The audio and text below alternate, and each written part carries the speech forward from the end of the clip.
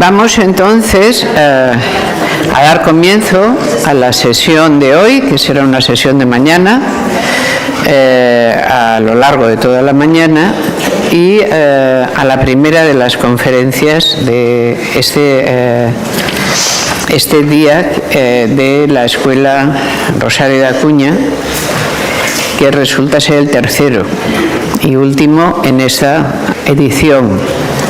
Y vamos a hacerlo dando la palabra para la conferencia de esta mañana a Alicia Millares.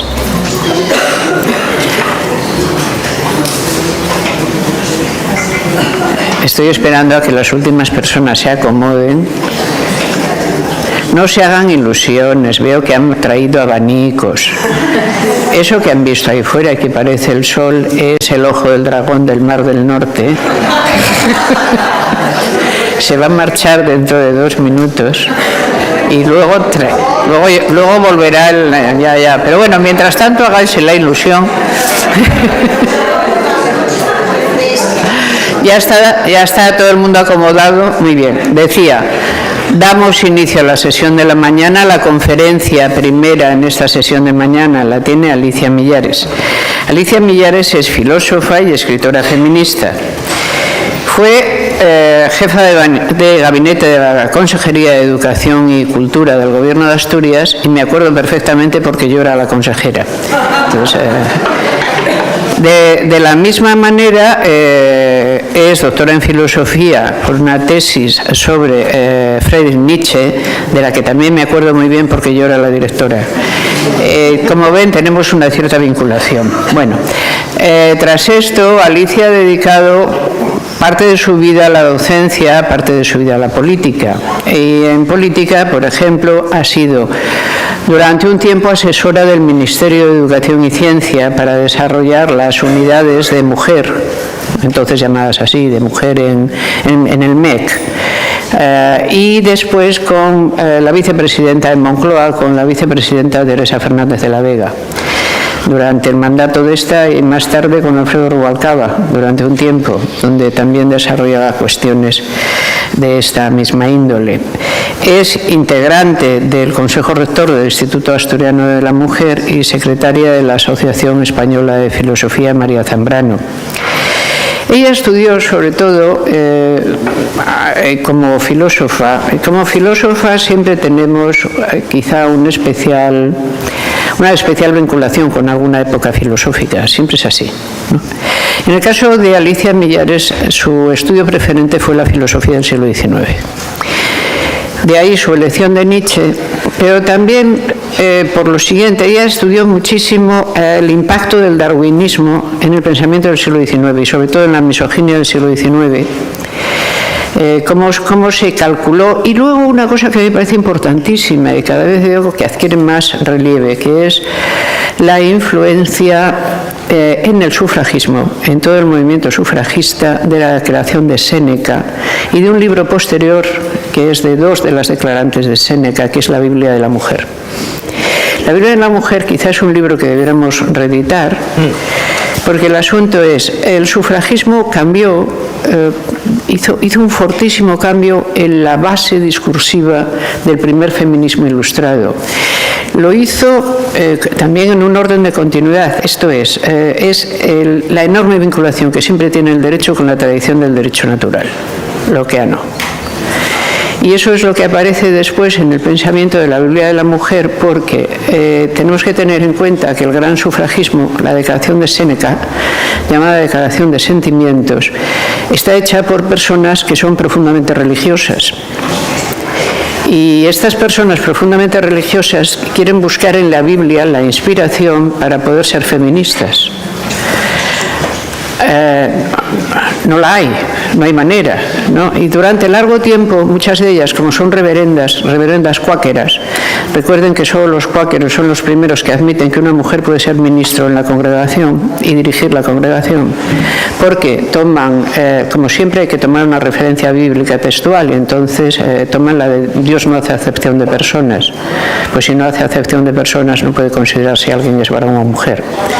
Pero en realidad eso no está saliendo de la Biblia, esto está saliendo de Descartes y de Locke. Entonces ahí podemos estudiar cómo se han ido entrelazando y trenzando todas las tradiciones para lograr fundamentar un tipo de ideología política como el feminismo es, y saber, si no te conoces bien de dónde viene, tu capacidad de extraviarte en el camino aumenta, ¿no?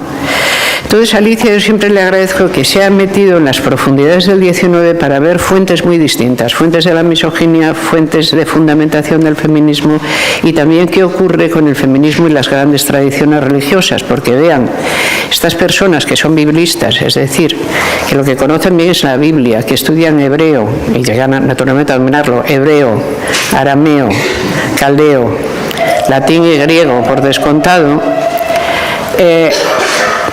creen al principio que lo que pasa es que la Biblia está mal traducida, por si les suena, y que una buena traducción mucho más ajustada de la Biblia hará que la Biblia diga lo que ellas creen que debe de decir. Digo por si les suena, con algunas amigas que tenemos que han cogido el Corán y han dicho es que esto está mal traducido, hay que volver al árabe clásico y volver a traducir esto. ¿Qué pasa después de 40 años de estas personas absolutamente espléndidas de cabeza? Pues que se ven obligadas a escribir en la introducción, estudian cada libro de la Biblia, los vuelven a traducir y se ven obligadas a decir en la introducción cosas, la Biblia dice lo que dice y no nos conviene nada lo que dice. Por lo tanto, la Biblia es un texto histórico y estará en las coordenadas históricas de cuando fue escrito, que no son las nuestras. Podemos seguir tranquilamente confiando en Dios porque Dios no escribió la Biblia, la escribió alguien que hablaba en su nombre y fuera. Entonces, todo este trabajo de Millares yo siempre se lo he agradecido mucho, es decir, todos los trabajos históricos en historia de las ideas que nos permiten conocer mucho mejor la tradición propia, nos evitan luego equivocaciones muy fuertes. Ayer decíamos que uno de los problemas de eliminar la primera ola del feminismo de la cronología es eliminar entero el pensamiento ilustrado. Es decir, es actuar como si la modernidad no hubiera existido y hubiéramos empezado a vivir en el siglo XIX. ¿Qué pasa si uno hace una cosa como esta? Que se manga en medio de la tradición romántica, en el romanticismo, que es un irracionalismo, y a partir de ahí, por la puerta de delante, no la de atrás, puede dar entrada a todos los irracionalismos creyendo que caben dentro de la tradición feminista, y no caben. Es decir, hay que irse rápidamente a la tradición ilustrada y antes a la barroco cartesiana, espinosista, para decir esto viene directamente de la modernidad, igual que viene toda la tradición lockeana y jovesiana de la política moderna, ¿no? Porque si no te puedes acabar creyendo que esto pues no es una teoría política, es una cosa que te entra para saber cuál es el fondo último de tu personalidad, y no es el caso. Sobre todo porque el fondo último no se puede negociar con nadie. Quiero decir, hay dos cosas aquí. Me gustaría muchísimo que hoy, Alicia, contribuyeras en lo posible, puesto que el enunciado de tu conferencia así lo dice, a que pudiéramos ver a buena luz y con bastante claridad que una cosa es decir que lo personal es político, que es un enunciado feminista clarísimo, y otra cosa es decir que lo político es personal, que nos conduce a otros lugares. Es decir, que yo, de lo que a mí me pasa, voy a hacer política porque sí, porque es personalmente mío lo que voy a decidir. No todo se puede negociar en política, es decir, para que puedas políticamente negociar algo, lo tienes que poner en el medio de todos y justamente despersonalizarlo. Cuando decimos lo personal es político, queremos decir hay cosas que se han supuesto que son tuyas y de tu privacidad, que yo por el contrario demuestro que son políticas, porque nos pasan a más y nos pasan de esta manera. No quiero decir que llevo las ricas determinaciones de mi propia personalidad y las pongo en el medio para decir que alguien me las legisle para mí solo. Pero bueno, como ese es un tema de debate y tiene su interés, yo creo que bueno es ponerlo en el medio. Y Alicia, estamos naturalmente esperando y deseando escucharte. Gracias.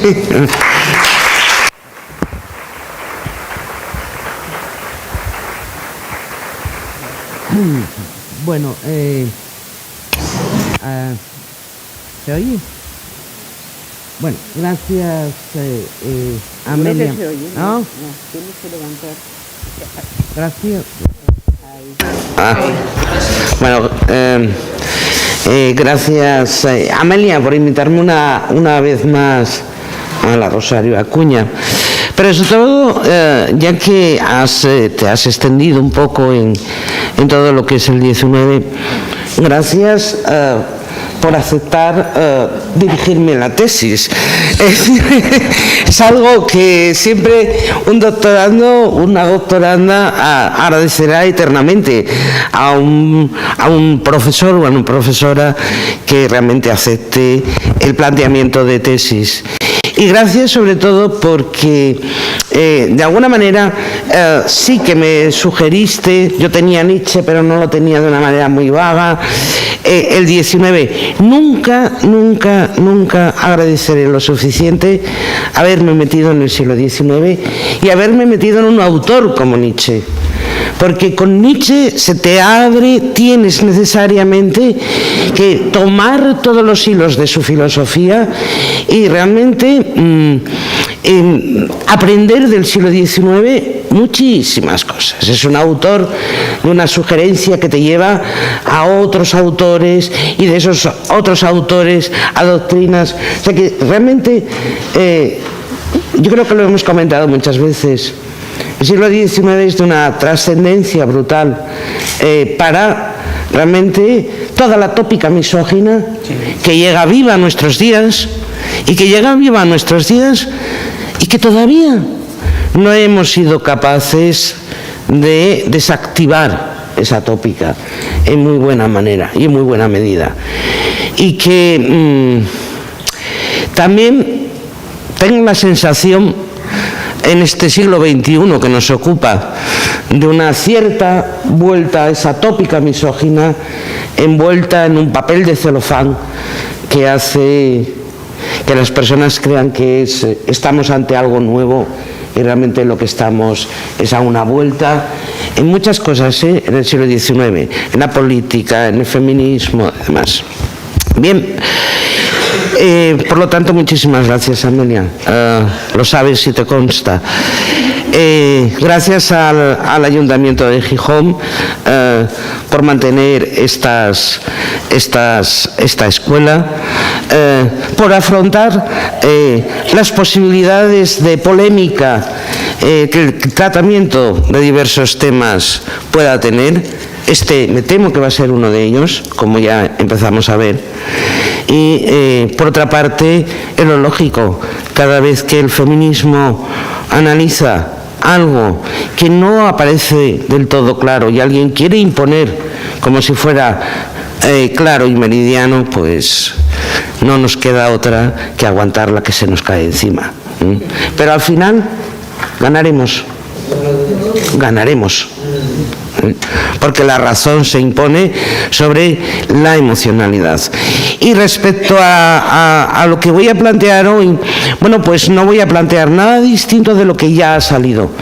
Por lo tanto, vamos a ver cómo se van a repetir las mismas cosas, pero es que es lo lógico. El tema que tenemos es un tema muy acotado, por lo tanto, la perspectiva va a ser la misma. Pero como bien dice la maestra Amelia Valcárcel, la repetición es conocimiento, porque lo que tenemos que tener claro es manejar determinados conceptos, que es la repetición la que nos va a hacer soltarlos con fluidez.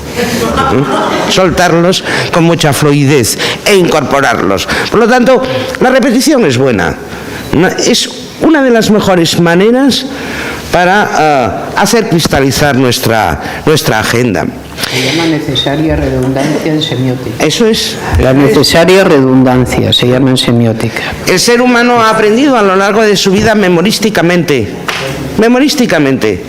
Y una vez que aprendes memorísticamente lo incorporas. Por lo tanto, la repetición de una serie de cosas que van a salir, insisto, no voy a decir nada distinto a lo que ha salido, solamente, bueno, otra voz y otra manera de plantearlo. Y otra manera de plantearlo que ya sé que Ángeles me va a reñir de entrada, porque ella dice que esto no se puede hacer. Y tiene razón. Yo no puedo coger una diapositiva de PowerPoint y llenarla de letras. Yo lo sé, pero... Está imposible, yo lo sé. Pero es que yo no utilizo el PowerPoint como lo utilizan las personas que saben utilizarlo. para animar al público, Yo, desgraciadamente, utilizo el PowerPoint como sustituto de un encerado, y entonces, claro, como en el encerado lo lleno de esquemas, porque las docentes de secundaria sabrán muy bien que lo que tenemos que hacer en el encerado para explicar las cosas no es tanto hablar como llenar el encerado de esquemas, pues yo hago exactamente lo mismo, o sea, aplico mi metodología de aula aquí porque no tengo encerado. Si tuviera encerado, además me gustaría más, me levantaría, cogería una tiza y me lo pasaría mejor porque me gusta moverme, pero está ahí. Bien. No voy a, de nuevo, es la secuencia que puse el otro día, es la secuencia de 3 aparentes teorías que aparentemente parecen que tienen la misma, digamos, concordancia, ¿no? Es decir, uno pone feminismo, estudios de la mujer, teoría queer, y parece que es un decantado natural del feminismo a la teoría queer o teoría posgénero. Digo posgénero, transgénero, es que ya estoy con los pos y trans. No, pues el posgénero no está mal, pero suena bien. ¿Qué tengo que en vez de poner generismo, posgenerismo? No, posgénero está bien. Bueno, digo cuando llegue al final. Vale, vamos a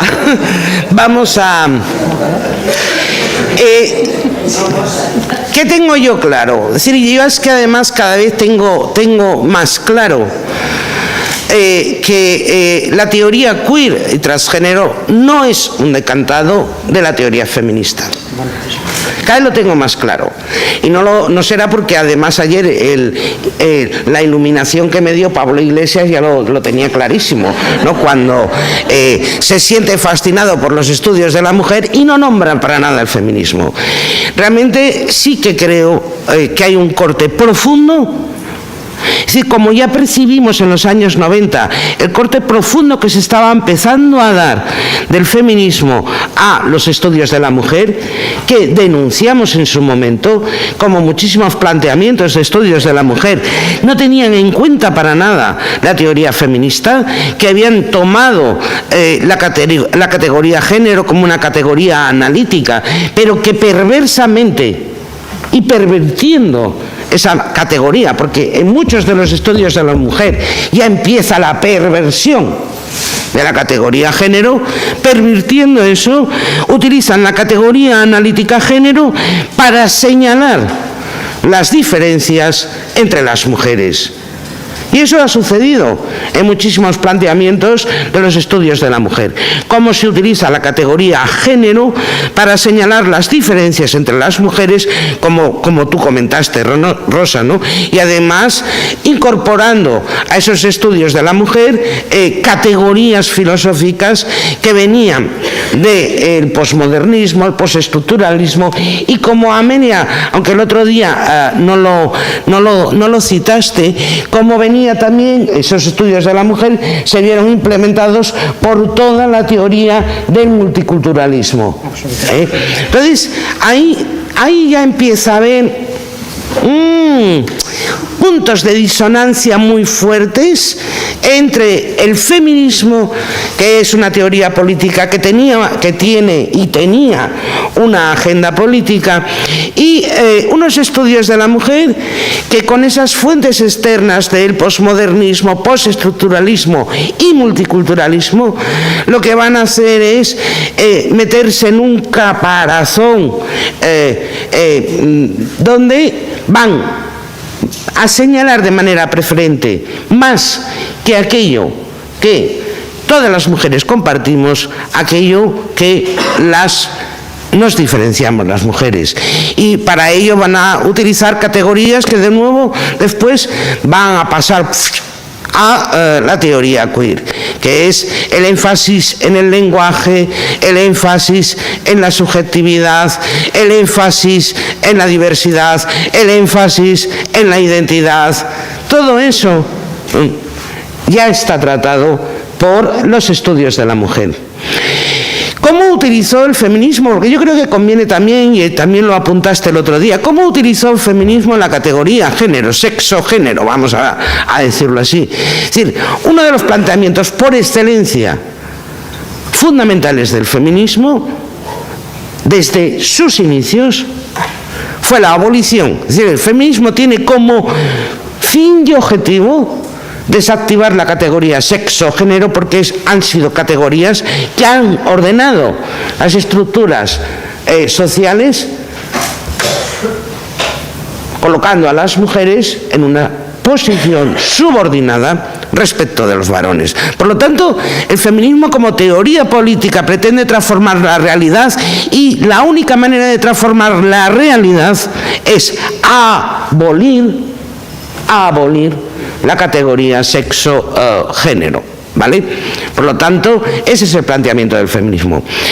Y en ese planteamiento, el género se utilizó, por supuesto, como una categoría de análisis, como una categoría hermenéutica, pero también el feminismo, y ahí sí es verdad que quizá empieza a nuestra debilidad, no sabíamos que iba a llegar al momento en el que estamos. También aceptamos, como lo de pulpo, animal de compañía, aceptamos que género se utilizara como sinónimo de feminismo, porque en términos pragmáticos el feminismo como teoría política que es, percibió rápidamente que era más fácil colar políticas feministas. Pienso en los países de América Latina. Era más fácil colar políticas feministas en países de América Latina y en estructuras académicas españolas que poner escuela, por ejemplo, feminista en los años 90. Es decir, sabíamos que si disimulábamos bajo escuela de género, teoría de género, políticas de género, era más fácil llevar a término la agenda feminista. Y lo hicimos, desde el feminismo se hizo con un sentido, yo creo que bastante pragmático. Es decir, el objetivo era transformar la realidad, y renunciamos de alguna manera a poner ese feminismo en primera instancia y lo sustituimos por género. No estoy comentando nada que no sepamos todo el mundo en esta sala. Y ahí, desgraciadamente, claro, no nos dimos cuenta del momento en el que íbamos a estar. ¿Quién lo capta rápidamente? Que estábamos haciendo una transustanciación del feminismo al género. ¿Quién lo capta con una rapidez meridiana? La Iglesia Católica. Vamos, no, puede que los políticos lo vieran, pero voy a decir, bueno, lo dejamos pasar, pero la Iglesia lo percibió con qué rotundidad, que estábamos colando bajo el género toda la política feminista. No voy a pararme ahora, después quizás sí un poco sí, en el Vaticano. ¿Tú recuerdas, Amelia, en Guatemala, en uno de los primeros viajes que nos sorprendió un montón, una revistilla? La tengo. Es alucinante. Pues estamos hablando del año 90 y poco, o sea, 90, que fue cuando ya dijimos, madre mía, qué bien lo ven estos. Se han dado cuenta, sí, pero estábamos empezando a elaborar desde el feminismo lo de políticas de género y demás. Entonces, en Guatemala, una revistilla, como no tenía muchos folios, eso sí, a todos los colores, ¿cómo se dice? Cuatricomía. A todos los colores y un papel estupendo. ¡Pum! Ideología de género. Pero no solo eso. No, con todos los nombres. Con todos los nombres del feminismo político. O sea, es decir, lo leímos y dijimos, se lo saben perfectamente. De hecho, se lo habían estudiado. Hay que tener una cosa. Y se llamaba La teoría de género no es lo que dicen. Entonces venía todo. Todo. Sorprendente. O sea, quiere el aborto, el divorcio, la disolución de la familia, no sé qué, todas. Y entonces todas con nombre y con las teóricas feministas, absolutamente todo. Nunca debemos olvidarnos de eso, ¿eh? Es decir, el Vaticano, estructuras jerárquicas de la Iglesia tienen un profundo conocimiento del feminismo. Y digo profundo, porque puede que lo tengan más que muchos que hoy dicen ser y están adscritos a la teoría queer. Bueno, eso sin duda. Es decir, tengámoslo claro. Es decir, la Iglesia, cuando contrasta. Yo también, yo soy una buena lectora de encíclicas. Es decir, también cuando contrasto. Es decir, tengo esa deriva. Pero quiero decir que lo tengamos claro, porque en este momento, insisto, puede que tengan mayor conocimiento de lo que el feminismo es y sus implicaciones la Iglesia Católica que muchísimos de los activistas queer y transgénero. Bien, por lo tanto, quiero nada más que eso quede claro, ¿no? Es decir, cómo realmente, y lo tengo, estoy convencida que muchísimas de las personas que defienden la teoría queer, transgénero, no tienen ni la más remota idea de lo que es, ni han leído teoría feminista. Estoy plenamente convencida por el tipo de cosas que dicen. Y cuando lo hacen, que yo creo que también en esto hay que poner un poco el énfasis, y cuando lo hacen, lo que han hecho es tomar toda la corriente, y no quisiera yo introducir un nuevo término de debate, pero creo que es importante ponerlo de manifiesto, cuando se acercan al feminismo, ¿a qué feminismo se están acercando? No al feminismo de la igualdad, sino al feminismo de la diferencia. Que también ahí podríamos hacer un decurso, pero ya me nos excedería un poco, ¿no? Pero tengamos presente que buena parte de la teoría queer, si se ha acercado al feminismo, se ha acercado a los planteamientos del feminismo de la diferencia.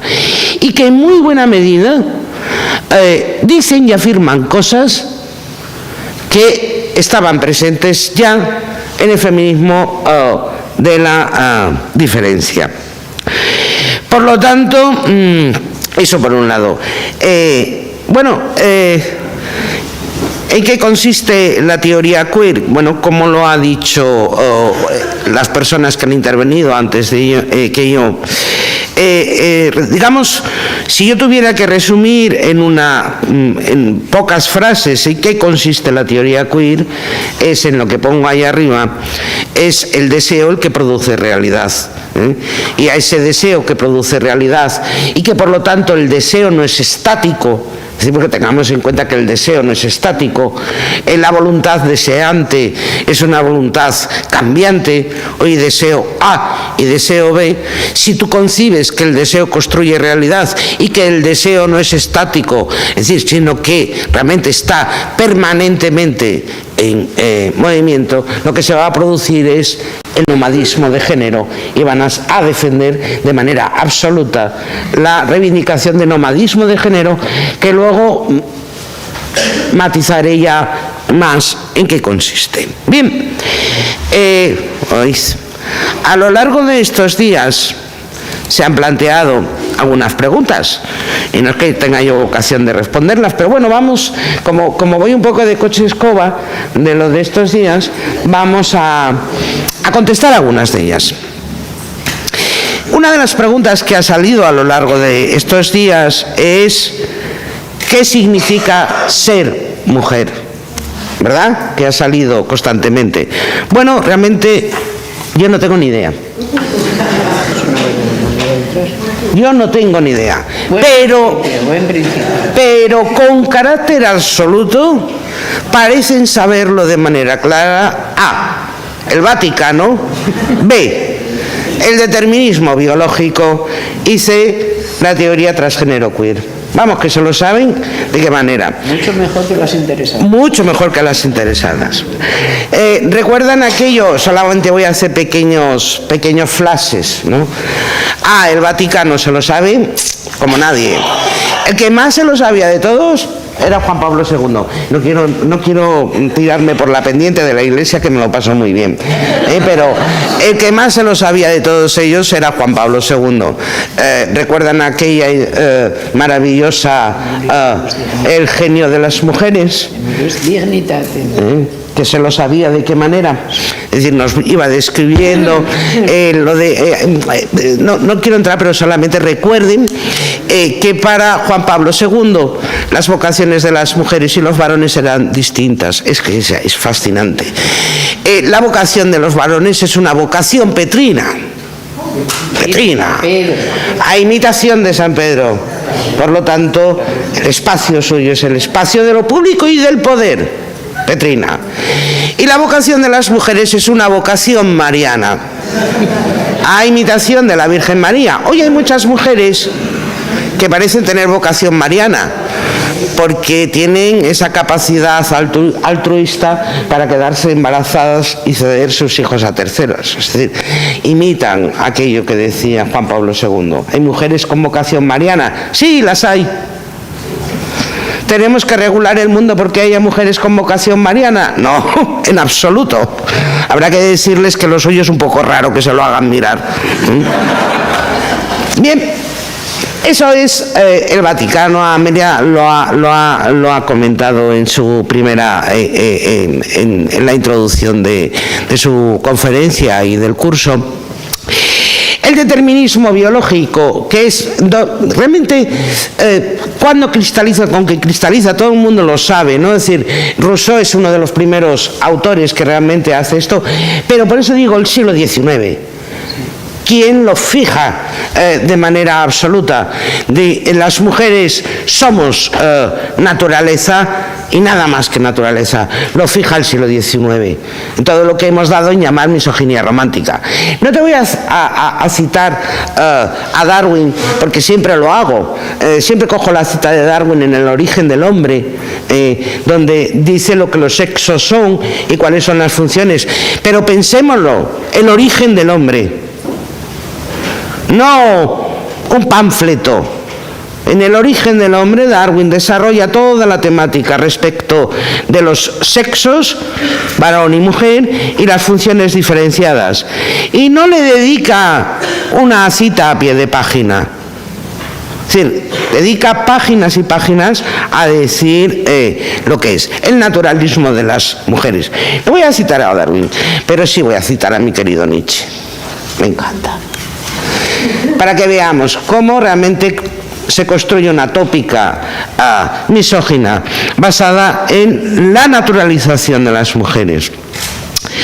Dice Nietzsche: lo que en la mujer infunde respeto y con bastante frecuencia temor es su naturaleza, la cual es más natural que la del hombre. Su elasticidad genuina y astuta, como de animal de presa, su garra de tigre, garra de tigre bajo el guante, su ingenuidad en el egoísmo, su ineducabilidad y su interno salvajismo, el carácter inaprensible, amplio, errabundo de sus apetitos y virtudes. Errabundo está bien. Es maravilloso. Nietzsche escribía que seducía al leerlo. Lo que pese a todo el miedo hace tener, claro, nos describe como tigres, en fin, lo que pese a todo el miedo hace tener compasión de ese peligroso y bello gato que es la mujer, es el hecho de que aparezca más doliente, más vulnerable, más necesitada de amor. y más condenada al desengaño que ningún otro animal. Maravilloso Nietzsche. Aquí Nietzsche nos construye todo el esencialismo biológico, que ha sido, digamos, uno de los planteamientos de agenda más vitales del feminismo, desactivar ese esencialismo biológico, ese determinismo biológico. Es decir, no olvidemos que cuando nos lanzan a la cara mensajes las activistas transgénero de que queremos defender la biología, y tú dices, tío, no te has leído. Y digo tío, porque son tíos. Tío, no te has leído nada del feminismo. Ahí sí que me has demostrado y me estás demostrando. Y a Nietzsche tampoco. Y a Nietzsche tampoco. Me estás demostrando que no te has leído absolutamente nada. Y bien, digamos, los terceros que parecen saber lo que las mujeres somos, más que las propias mujeres, es la teoría transgénero y queer. ¿Por qué? ¿Por qué? Vamos a explicar. Según la teoría transgénero y queer, que en el fondo es la aceptación de otro esencialismo, y hay que decirlo. ¿Qué es lo que están aceptando? Sustituyen el esencialismo biológico, pero nos lo están cambiando por el esencialismo basado en el constructivismo sexual. Y el constructivismo es otro tipo de esencialismo. ¿En qué consiste el constructivismo sexual? Bueno, se cuestionan, esto les va a sonar muchísimo, se cuestionan los esquemas binarios, varón, mujer, naturaleza, cultura, heterosexualidad, homosexualidad, todo eso desaparece según ellos.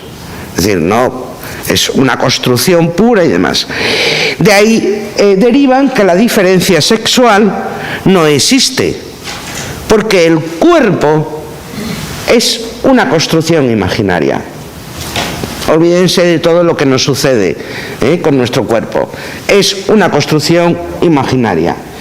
Y por último, ese constructivismo sexual afirma con vocación categórica que nacer con un sexo determinado no es un dato de la naturaleza. Recuerden que en la mesa redonda del primer día yo dije que según los últimos estudios, por ejemplo, en la India, faltan 63 millones de mujeres por aborto selectivo, porque las familias no quieren tener niñas. Pero el sexo no es un dato de la naturaleza. Ahí se queda la cosa. Es decir, tenemos tantísimos ejemplos del día a día que si bien el feminismo quiere que el sexo no ordene el mundo, pero el feminismo nos engaña sobre que el sexo a día de hoy es un dato de la naturaleza. En ese mismo país, por cierto, donde se ha reconocido el tercer, no es que tenga yo ganas de meterme mucho con la India, pero sí, para poner ejemplos es que me viene muy bien, donde se ha aprobado el tercer género en el 2014, recuerden también que es el mismo país en donde las mujeres jóvenes indias violadas, muchas de ellas se han colgado de los árboles, se han suicidado. ¿Y si no la suicidan? Y si no la suicidan. Es decir, ¿de qué me van a hablar? No tenemos ejemplos reales de que en muchos sitios el sexo es un dato de la naturaleza. ¿Y de qué manera? Y el sexo sigue siendo un dato de la naturaleza en este país, España. Bien, ¿qué hace el esencialismo constructivista? Y esta es una novedad que tú, Rosa, decías el otro día, y que hay que empezar a planteárnosla muy en serio. ¿Qué hace? Elevar a categoría ontológica y esto es muy serio, la sexualidad y la subjetividad. Y cuando eleva esa categoría ontológica la sexualidad y la subjetividad, se van a derivar unas consecuencias que espero que a lo largo de esta exposición pueda al menos perfilar. Y en cualquier caso tenemos que pensar de manera conjunta. Si tú elevas a categoría ontológica la subjetividad, que fue con lo que empezaste, lo personal es político, se convierte en la inversa. Es decir, yo puedo hacer lo que me da la gana. Y luego lo veremos. Como se afirma, la única ley soy yo. Con lo cual es imposible dirimir en una sociedad qué es lo justo de lo injusto. Que es una consecuencia terrible, pero a la que nos vamos a ver abocados. Primera pregunta. Segunda pregunta. ¿Qué es un sujeto? La primera ya saben, yo no tengo ni idea qué es ser mujer. ¿Qué es un sujeto? De nuevo yo, en fin, pero la teoría queer se lo sabe como nadie. El sujeto no es un individuo, sino una estructura lingüística en formación. Eso es lo que afirma Butler. Y Derrida primero. Y Derrida primero, claro. Es que no quiero citar, mira, ahí ya sé que tú y yo divergemos, pero ya que me lo puso como. Es decir, cuando tú ves quiénes son, digamos, los teóricos, los ancestros, voy a decirlo así, de la teoría queer, que es Derrida, Deleuze, mira, voy a salvar a Foucault, Derrida, Deleuze, Lacan, con Grelos. Que son profundamente misóginos, de una misoginia. Recomiendo un pequeño texto, es muy breve de leer. Bueno, si llegan al final, porque lo más seguro es que lo tiren a la papelera, como sé yo que hizo una persona. Se vuelve a sacar y se vuelve a... Luego se tira otra vez. Les recomiendo un pequeño texto de Derrida, Espolones. Ayer lo citamos. Ah, vaya. Es que estabas perjudicada. Estaba perjudicada. Bueno, pero pensemos, son los ancestros de esa teoría queer con una profunda misoginia. Realmente es esperable que de la teoría queer, cuyos ancestros son misóginos, salga el feminismo. Es decir, es que es imposible, literalmente imposible. Yo estudié a Nietzsche con fervor, es más, me encanta, pero nunca en la vida se me ocurriría aceptar a Nietzsche como feminista. ¿Ha habido alguna crítica? Yo no la he visto por parte de la teoría queer a estos autores. Están endiosados, están en un altar. Bien, según la teoría queer, el sujeto no es un individuo, sino una estructura lingüística en formación. Primera consecuencia radical. Si el sujeto no es un individuo y está en permanente transformación, no podemos elaborar una teoría política dada la imposibilidad de remitirnos a un sujeto global. No podemos. Así de simple. No podemos.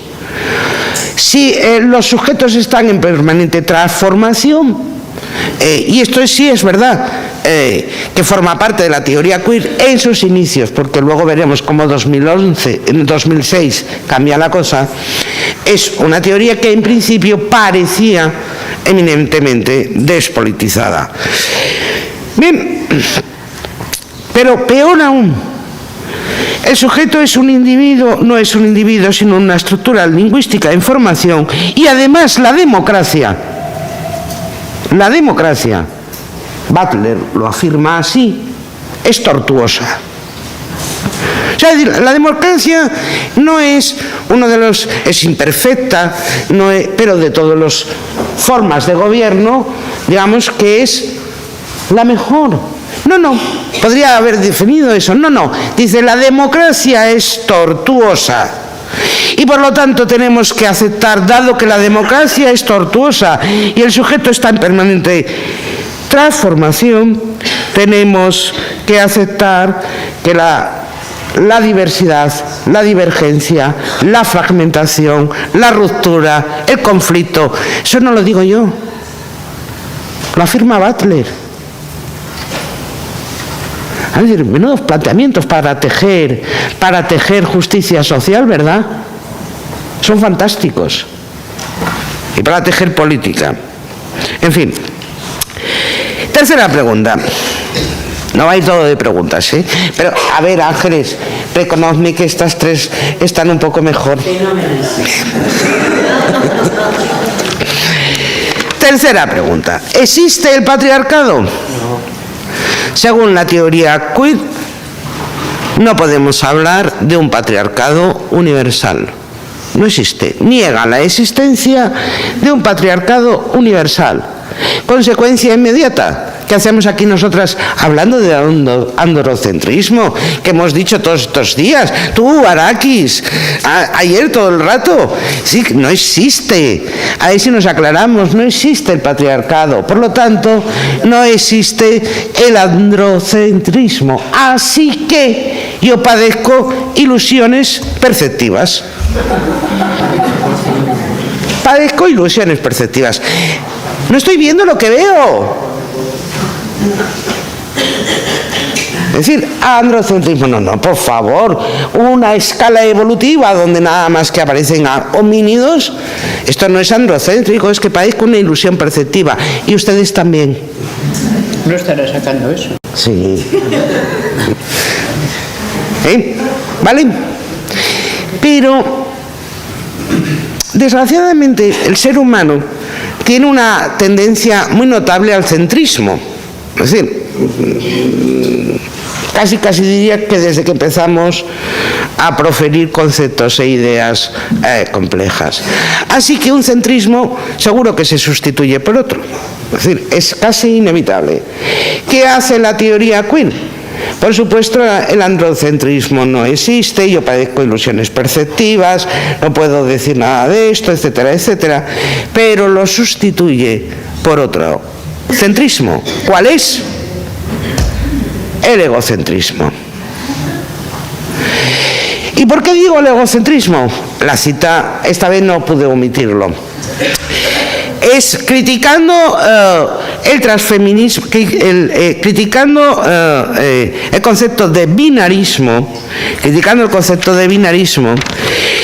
tenemos ahí una cita maravillosa, supuestamente transfeminista, que dice: cada cual descubre que yo soy yo y que ser yo es mi única ley. Oye, Fichte, eso es Fichte. En estos momentos... Si estuviera bien contado. En estos momentos, espérate que no acaba. En estos momentos hay tantos géneros como personas. Eso está bien. 7.000 millones de géneros. Estamos por ahí, ¿no? Hay tantos géneros como personas. O muchas más. Porque yo puedo... O muchas más. Puesto que cada persona puede evolucionar en el entendimiento de su subjetividad. La gran ontología. ¿Puedo hacer no, ya lo sé, pero sí es una precisión pequeñísima. La idea de fundamentar no en el individuo, pero sí en el yo, toda la teoría del conocimiento posible, es una idea que se presentó ya inmediatamente después de Kant. Y es la idea fundadora del tipo de filosofías que conocemos como idealismos. La desarrolló y la presentó por primera vez Fichte. Fichte hace una péntada de resolución, es decir, los 5 modos por los cuales establecemos el conocimiento del mundo. Y la primera relación es el sujeto, es decir, la idea de decir el yo es la primera cosa inmediata que tenemos, es una idea ciertamente venerable. El asunto aquí es que, sin decirlo, sin probablemente saberlo, se está dando simplemente voz a una versión particularmente degradada de Fichte. Pero lo bueno de la historia de las ideas es que nos permite poner en perspectiva lo que se está diciendo hoy. para poder entenderlo. Y esto de que el yo, digamos, es un objeto de percepción primaria, es muy venerable. Dicho así, no hay por qué decir a priori, no, esto está mal. No, esto se ha dicho ya. El asunto es que se sigue de ahí, que es lo que... Perdón. Sigo con... No, me parece además absolutamente pertinente, porque realmente la cita sigue. En el siguiente momento, las personas podemos unirnos por afinidades voluntarias. Y no me hagas aquí otra vez el pie de página que te veo, por afinidades voluntarias, que en materia sexual hacen de los géneros conjuntos voluntarios y difusos. Está extraída la cita del feminismo no binarista, transfeminismo, conjuntos difusos. ¿Qué tenemos aquí? Tenemos varias cosas. Primero, la afirmación radical de que hay tantos géneros como personas, que en cierta medida, pues esos 7.000 millones de géneros, pero que en el fondo no sale del binarismo. Porque cuando está hablando de géneros es varón, mujer, solo que además intercambio. Y puedo haber muchos más, 7.000 millones y 8.000 millones, porque puedo ser varón y mujer. Yo cuando leo esta cita, siempre me digo, esto es un poco de broma, siempre me digo, oye, ya que se quieren cargar el binarismo de género y demás, porque no son realmente creativos y hablan, yo soy del género jupiteriano, saturnino, venusiano, marciano, te coges los planetas, o sea, realmente, o cualesquiera otra cosa que te quieras coger. No. Es decir, supuestamente quiero acabar con el binarismo de género, pero está todo el rato ahí latente para decir, para ser yo quien diga quién soy yo y quién son los demás. Pero luego espérate. Es decir, claro, cuando la única garantía de certeza es el propio yo, incurrimos en cierto solipsismo y convierte, que es lo peor de todo, en irrelevante. Y aquí es fundamental esto, determinar qué tipo de relación es la que establece un yo con otros yoes. Es irrelevante.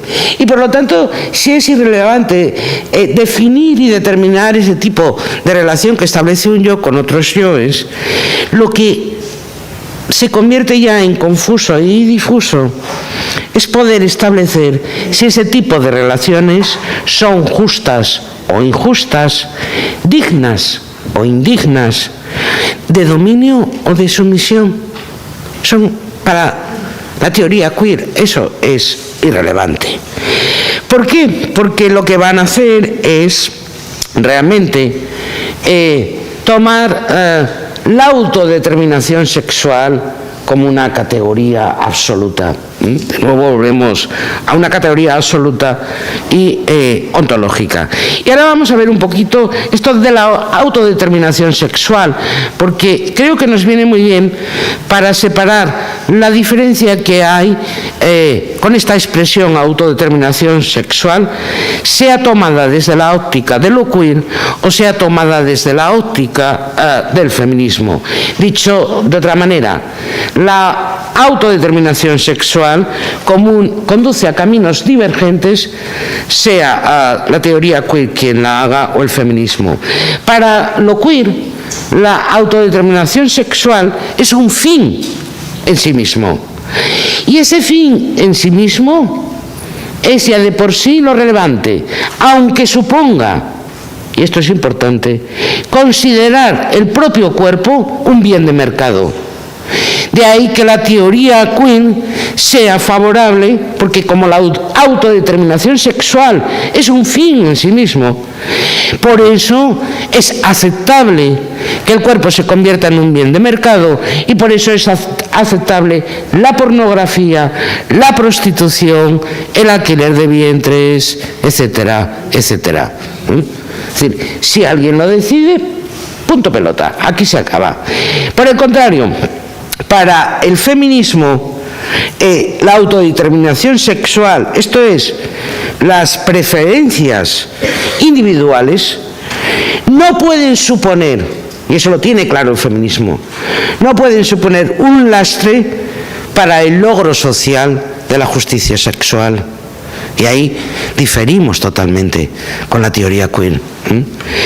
Pero, más aún, la teoría queer pretende, con este énfasis en la autodeterminación sexual, pretende acabar supuestamente con la heteronormatividad.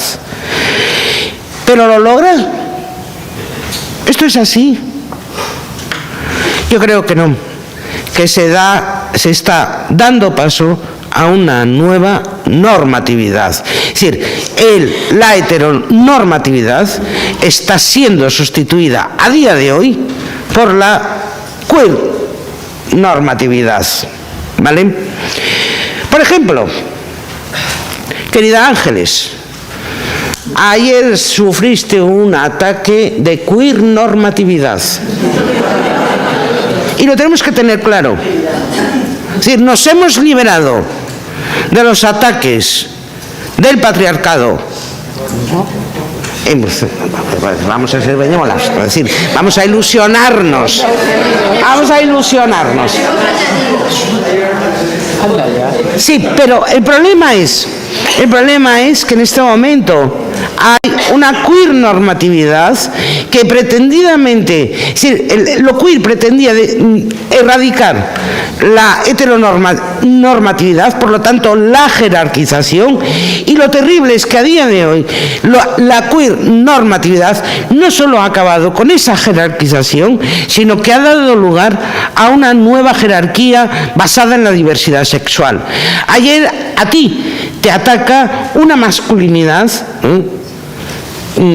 que está en la cúspide de esa nueva pirámide, y te ataca porque tú estás en la base de esa pirámide, que ha dado lugar lo queer a una visibilización que antes, ¿verdad?, no estaba presente en el heteropatriarcado y en la normatividad heterosexual. Ha dado lugar a la visibilización de un grupo intermedio, que son las masculinidades homosexuales y trans. En la cúspide de esa pirámide tenemos la masculinidad heterosexual, en su zona intermedia la masculinidad homosexual y trans, y las mujeres, todas. Porque las mujeres que sufren discriminación por su opción o preferencia sexual, discriminación, también sufrimos opresión. Sí, es que van las dos. Las mujeres pueden ser discriminadas, pero además compartimos todas opresión. Y por lo tanto ha sufrido un ataque queer normativo. Pero la queer normatividad no solamente se está dando en los ataques que las personas en esta sala están sufriendo, en muy buena medida, por masculinidades heteros y queer, no quiero poner más, sino que también la queer normatividad está imponiendo forma parte de la queer normatividad lo que tú denunciabas ayer con los planteamientos de leyes. El hecho de no puedo estar sometido a ningún tipo de digamos, que alguien desde fuera me diga lo que soy, pero sin embargo voy a intentar que la medicalización cada vez sea más temprana para la reasignación de sexo. Eso es queer normatividad y es una imposición queer normativa.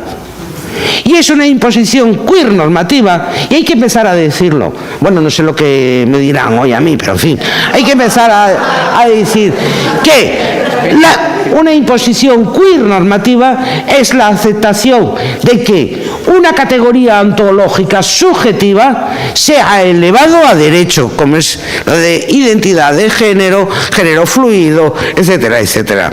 ¿Vale? ¿Qué sucede con la queer normatividad? Que es como el énfasis está puesto en la subjetividad, es absolutamente resistente y renuente a aceptar cualquier tipo de ley externa a lo que su subjetividad le demande. Insisto, creo que tenemos que pararnos mucho en analizar muy detenidamente los riesgos de elevar a categoría ontológica la sexualidad y la subjetividad. Y antes de seguir, solamente quiero que nos paremos un momentito, con esto tampoco voy a generarme yo muchas amistades, en el propio colectivo LGTBI. Vamos a pararnos un segundito, porque el problema de este continuum LGTBIQ+ es que nos hace creer que hay una impresión de unidad, y no es cierto. A ver, las personas que conforman el colectivo LGTBI, hay dos caminos totalmente diferentes por el cual se llega a formar parte de ese colectivo. Un grupo de personas se adscribe al colectivo LGTBI por sus preferencias u opciones sexuales, y otra parte de ese colectivo, el más minoritario, es que de nuevo hay que remarcarlo, se adscriben a ese colectivo no por sus preferencias sexuales, sino por sus preferencias subjetivas.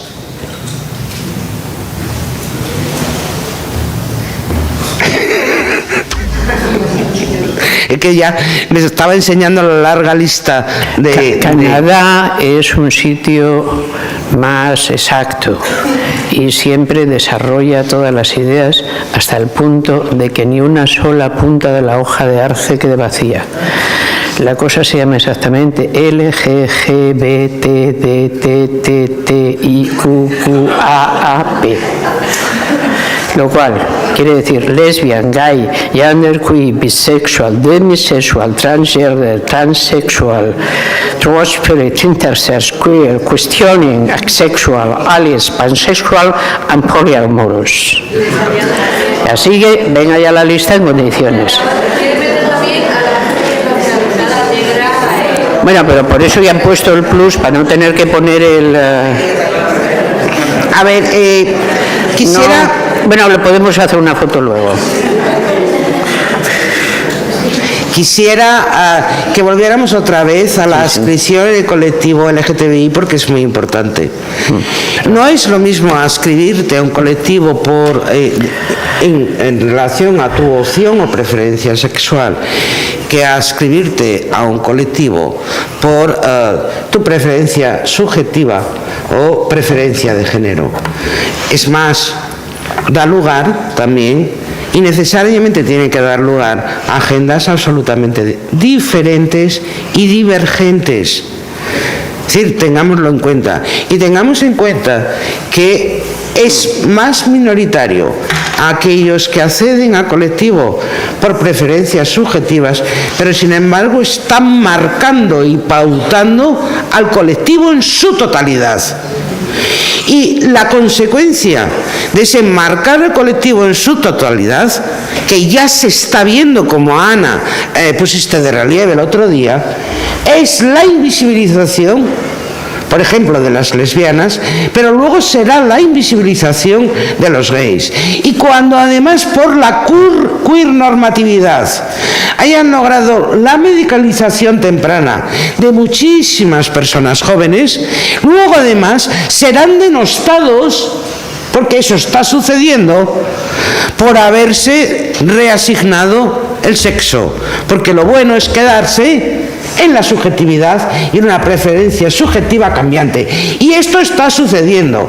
Y no le corresponde al feminismo Raúl Solís ser la que denuncie esta situación, sino que le corresponde al colectivo LGTBI tomar conciencia del caballo de Troya que tienen en su movimiento.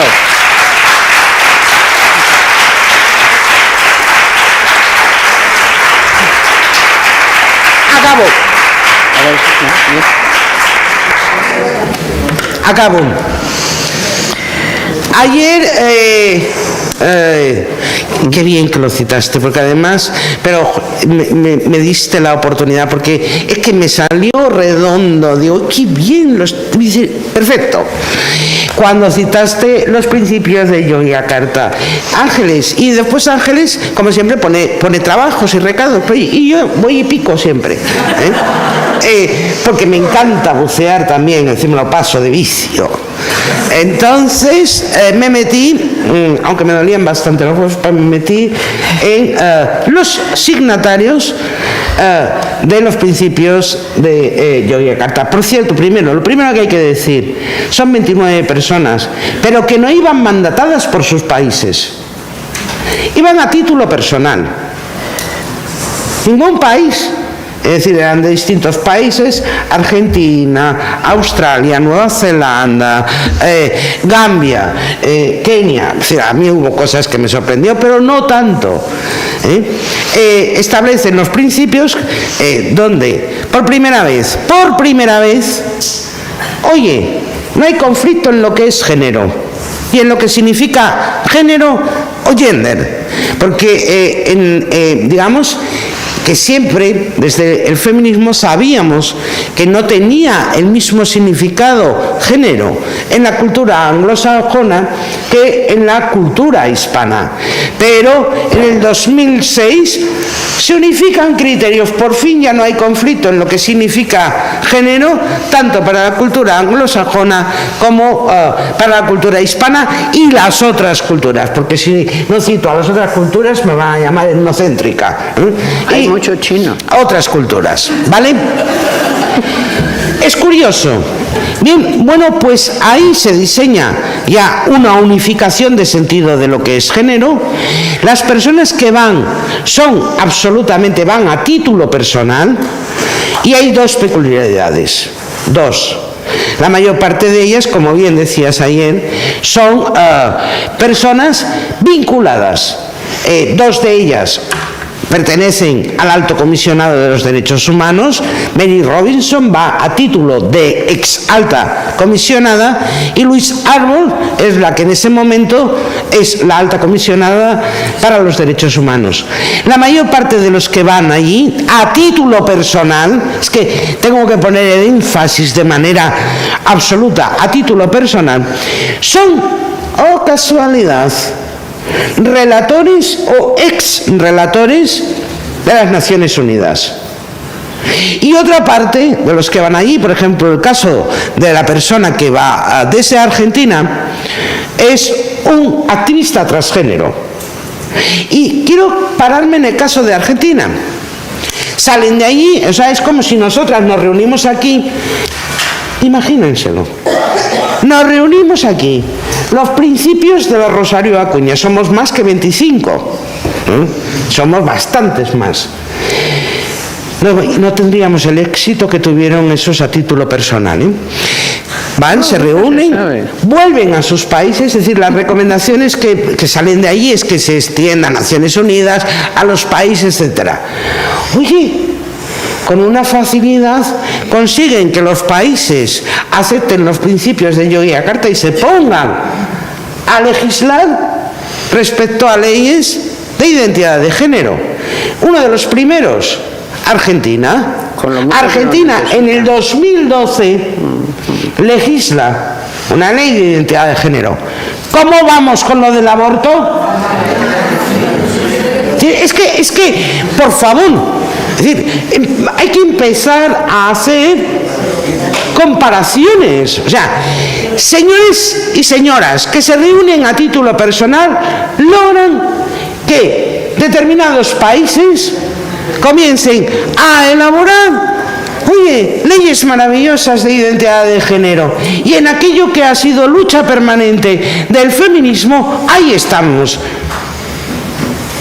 Argentina, la India, Alemania y el intento en España, es decir, son países que han sucumbido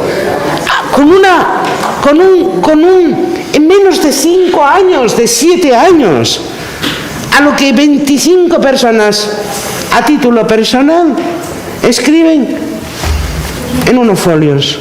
Pero no eran 27. 25, 29, es que varía, depende, porque... no me hagas caso. A ver, no, perdona, no, Amelia, varía, porque estoy hablando de los que después suscriben, por decir, 29, 25 varía, pero vamos, vale. No llegan a 30, ¿vale? Es decir, no son las 100 personas de Seneca Falls, tampoco, no llegan a 30. Más. Pero necesariamente, hagamos la comparación, por favor. Personas que van a título personal. Hagamos la comparación con la conferencia de Beijing. Personas que se reúnen en Beijing a título de ONGs, o sea, comandadas por organizaciones gubernamentales, por los diversos estados, personas con cargos políticos, establecen los criterios de la conferencia de Beijing, donde realmente se plasma cómo se combate, cómo realmente se puede abordar el paso de la igualdad formal a la igualdad real, que es aplicando políticas de transversalidad. En Beijing no se deja títere. Vamos, todas las esferas de realidad social son objeto de análisis en la conferencia de Beijing y se plantean cuáles son las políticas que hay que hacer para realmente llegar a eso. ¿Dónde estamos? En Beijing más 25. Sabiendo que han sido pocos los países que han pergeñado al menos leyes de igualdad, tan poquitos que yo creo que me quedo así, con los 10 dedos de las manos. Es decir, es una vergüenza, realmente es una vergüenza en términos históricos en lo que afecta a las mujeres. Y con esto acabo.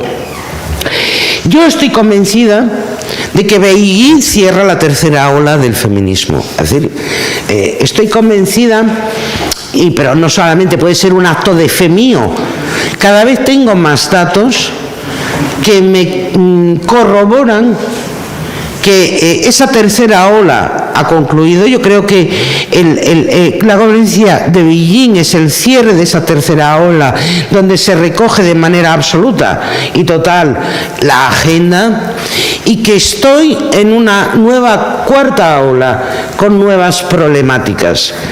Y en esa cuarta ola con nuevas problemáticas, la nueva problemática que existe es cuando el género deja de ser esta herramienta analítica con la que la ha tratado el feminismo, deja de ser lo que fue el planteamiento que la propia Butler hace, es un planteamiento del género despolitizado hasta el año 2006, donde en los principios de Yogyakarta lo que se hace es politizar el género, que va a dar lugar a lo que hoy estamos viendo. Es decir, ¿por qué para mí el género es politizado? Cuando tú has dejado de utilizar esa categoría como categoría analítica, incluso como categoría identitaria, y lo que pides son resoluciones legislativas, estás politizando el género.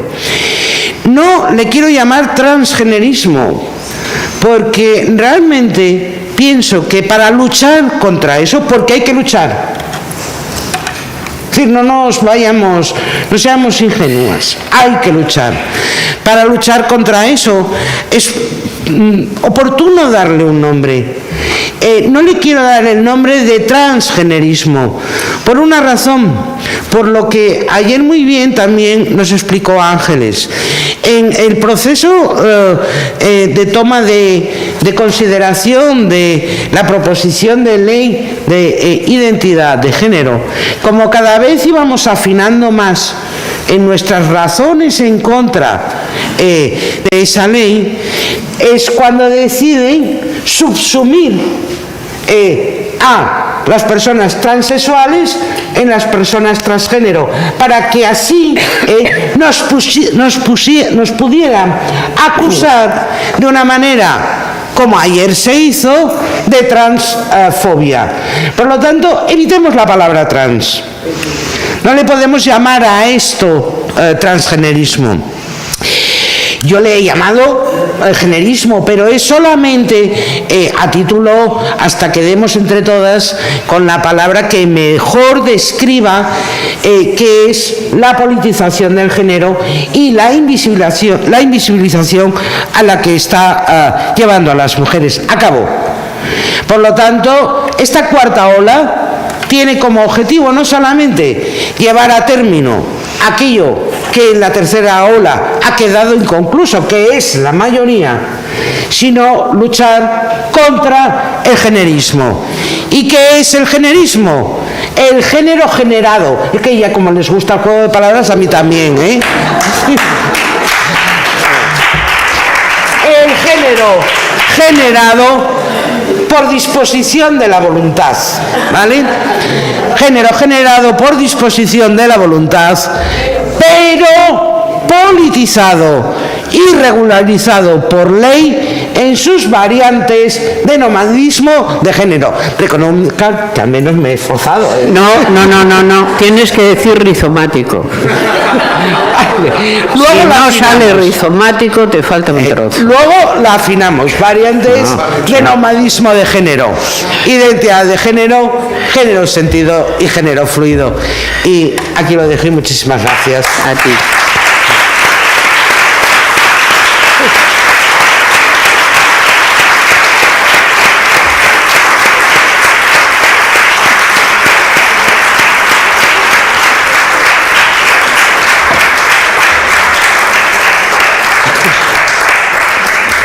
Tenemos ahora 10 minutos para coloquio, pero vamos a hacer lo mismo. Subsumiremos, puesto que tendremos tiempo después, la parte que no hayamos podido desarrollar ahora en el coloquio junto con la intervención posterior que va a ser de María José Guerra Palmero.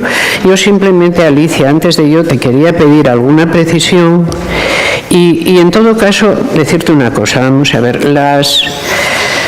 hay tres instancias que tienen claro lo que es la mujer, ¿no? El feminismo, desde luego, es una de las que no lo tiene claro, porque precisamente se ha dedicado 300 años a decir que eso no existe.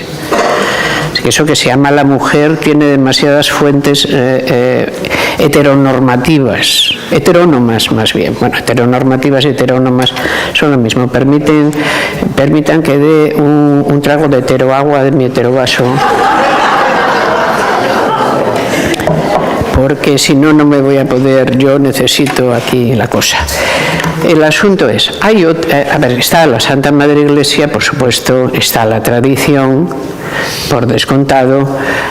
Yo creo que la misoginia romántica es otra buena fuente de lo que tal.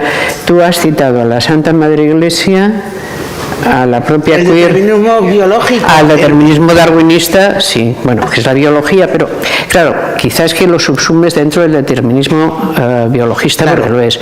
El asunto es, uno de los fuertes encontronazos que el feminismo de los 70 tiene, y no es un encontronazo confesado, es con la sociobiología. A ver, mira, justo, me acabas de dar. Ayer estaba pensando. Bueno, sí, pero vamos a exponer aquí que tampoco es de dominio público, ¿no? Que sea la sociobiología. Si ponía determinismo biológico o sociobiología y determinismo biológico. En los años 60, 70, todo un nuevo tipo de investigación biológica con consecuencias sociales, en algunos casos obvia, es llevado adelante por instancias científicas de gente no solo seria, sino que llega a tener, como la tiene Edward O. Wilson, yo creo que es una persona que tiene 100 doctorados honoris causa. Es que ya se pasa de todas las cifras posibles en que se puede tener esa, que es la más alta distinción académica. Y Wilson hace un magnífico, por otra parte, magnífico manual al que llama sociobiología. La sociología de Wilson no es ninguna broma. La tesis de Wilson que importa y que el feminismo intenta obviar, y lo hace, o sea, se lucha lateralmente contra ella, pero no se la enfrenta, porque es difícil además en ese momento hacerlo, es la siguiente. No solo los sexos existen y el género no existe. La tesis de Wilson, eso del género, se da por hecho, eso son todo tonterías. O sea, lo que existen son los sexos. ¿Que son cuáles? 2. ¿Y qué son los sexos? No son simplemente la apariencia de los órganos sexuales, que puede ser muy dimórfica o no, porque las especies son muchas. Y no siempre es lo mismo. Los sexos son estrategias, directamente son estrategias. Son estrategias de todas. A ver, los sexos existen donde existe reducción haploide. Es decir, hay al menos 2 maneras en que la madre naturaleza o quien sea se encargó de que funcionara esto, probablemente la madre casualidad. Una de ellas es que las células van por su gusto y con mecanismos que controlamos bien el cómo, y se dividen y hacen 2.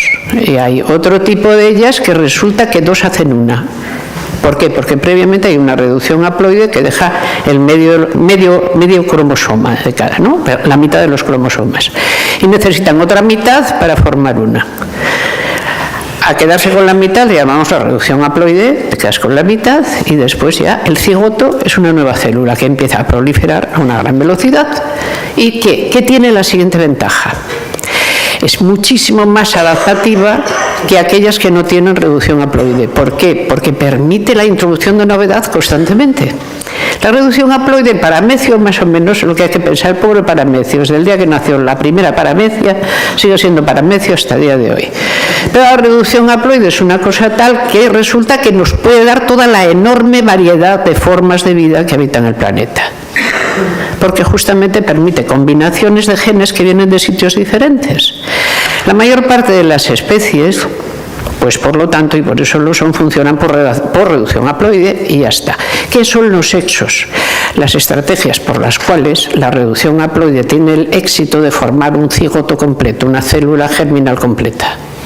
¿Cuáles son estas estrategias? 2, macho y hembra, no hay más. Y macho y hembra son 2 comportamientos estratégicos reproductivos. ¿En qué consiste ser hembra y en qué consiste ser macho? Pensemos que es una cosa es sorprendente, pero que lo que más ha estudiado Wilson son las hormigas. Ya sé que es raro, pero de verdad su libro es una catedral. Vale. Entonces el asunto es, vamos a ver, ser hembra consiste en esperar y decidir. Y ser macho es un principio activo de acción de búsqueda de dónde coloco yo mis genes, sean ellos defectuosos o no. ¿Dónde coloco mis genes? De ahí ya viene otro que viene detrás, el sociobiólogo ya que va más allá, es el que considera que no nos creamos que somos individuos ni nada, somos plataformas génicas que andamos por ahí corriendo y que simplemente quedamos ya tranquilizados como tal cosa cuando conseguimos la transfusión de la plataforma génica. Esto tiene su gracia si lo piensan con lo de los vientres de alquiler, ¿eh? A ver, un momento, que estas cosas empiezan a tener su gracia. Vamos de nuevo, los sexos son estrategias reproductivas, es decir, no entramos en cuál es la conformación morfológica de los órganos sexuales, porque claro, unas cosas, los seres, los mamíferos son de una manera, los ovíparos son de otra manera, tienes muchas maneras de hacer eso mismo, ¿no? La combinación. Pero una vez que la tienes, ¿cómo sabes que algo es hembra? Porque no es la que toma la iniciativa. Así de simple. La hembra, esto ya parece directamente darwiniana, pero es que la hembra es esperar. ¿Qué hacen las hembras? Deciden con quién.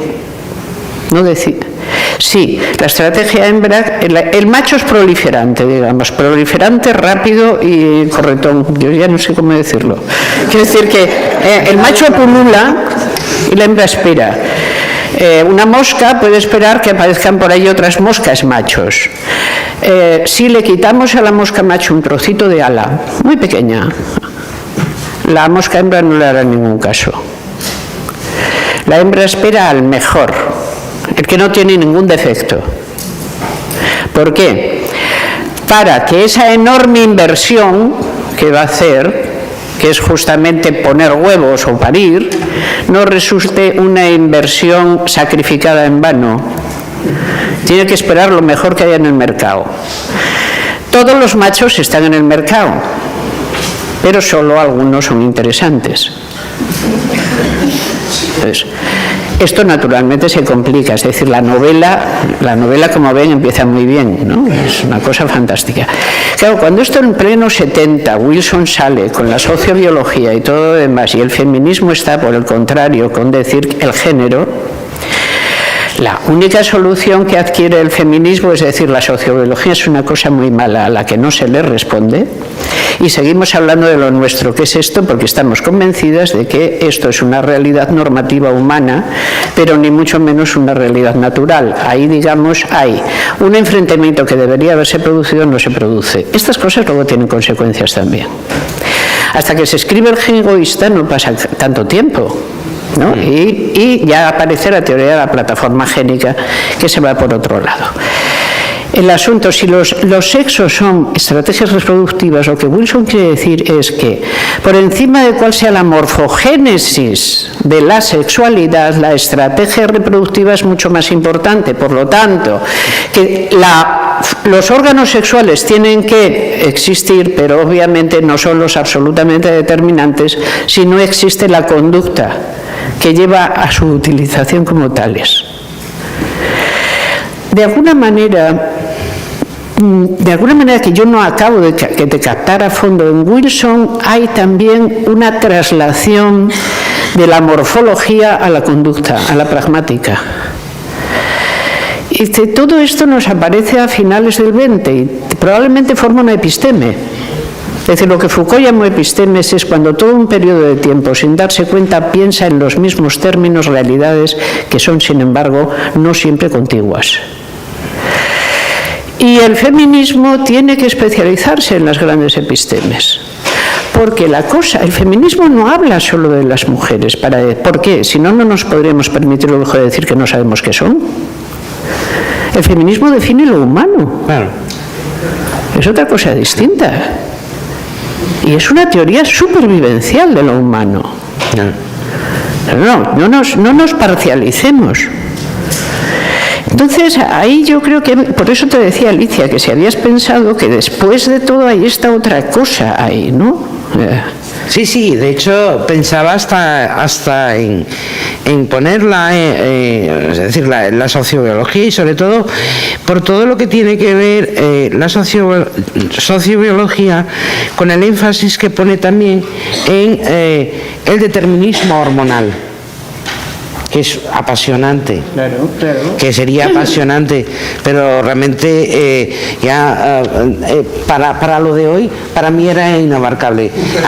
Hablar de lo del determinismo hormonal que surge precisamente a partir de la sociobiología y cómo ese énfasis pues, lo vemos a día de hoy operando en todos esos pseudoprogramas cientificistas que dicen cómo nos comportamos las mujeres de manera diferente a los varones porque nuestras hormonas interactúan de manera diferente, pero también porque me venía muy bien o me vendrá muy bien cuando me ponga a estudiarlo para explicar todo lo de los procesos de medicalización temprana por los que aboga de medicalización hormonal temprana.